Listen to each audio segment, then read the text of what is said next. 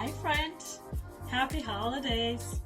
Wrapped up our final picker party of the year at Wine and Waffles in Alameda.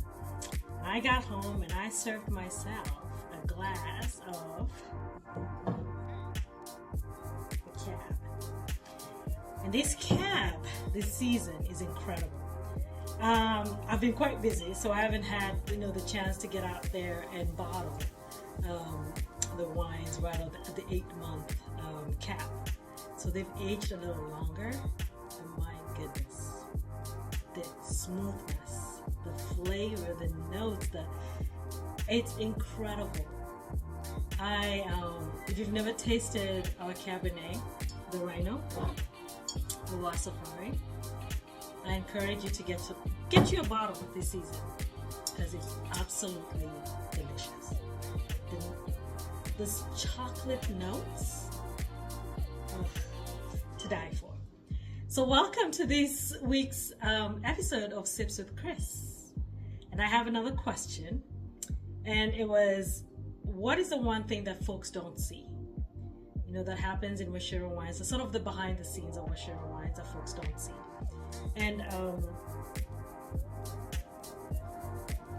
it's the small stuff, right? It's the tweaking, it's the failures, it's the production, it's the sweat behind the scene, it's Chadwick and David behind the scenes, it's the bottling and the labeling, sort of the labor that goes into bringing this bottle to your tables.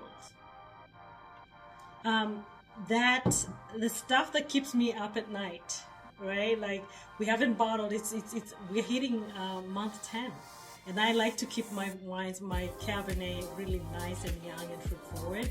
So as it ages, I think about how that makes the wine a little bit more complex.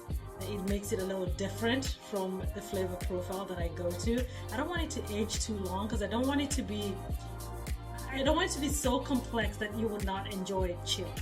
So in this season, it's winter in California, and I do enjoy it at room temperature. This is room temperature tonight, but I do enjoy it nice and chilled as well. So it's that kind of stuff that happens behind the scenes is what is some of the stuff that keeps me up at night. It's all the other stuff, right, as well, right? So there's a difference between winemaking and the business of wine. So it's all the legalities of it. It's the accounting aspect of it, because it's a business. At the end of the day, I want to make sure that the business remains viable and we are able to continue to produce these products and bring them to your tables. So that kind of stuff that happens behind the scenes. I mean, we can go a little more in depth because each of it is a whole session in of itself. And the other thing is, how has been leading the Wachira group or Wachira Wines changed me as a leader? When I came into this space, and I think because I'm such an empath, I do carry, I want the best for everybody, and I want you to feel seen and heard. I really, really do want that for you, because I've grown up in spaces, both in corporate and in my own personal life, where a lot of times I've experienced not feeling unseen and unheard. And so for me, it's very personal. Then I want you to walk into a space. I want to craft a space that you walk into and you feel that you belong. That is really important to me. I want you to taste this wine and find yourself in it. Feel yourself reflected and represented in it. And so that sort of empathetic approach to business as a founder can be your Achilles heel as well. Because I've gone, and it can be so challenging as a business owner, as a founder. I actually want to spend a little more time on that. Let's reconvene, perhaps after the holidays. Yeah, let's do that.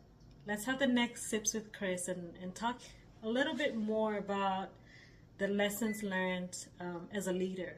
And sort of the way I've had to pivot and shapeshift as a leader, just from the experiences. Happy holidays from my home to yours. Cheers.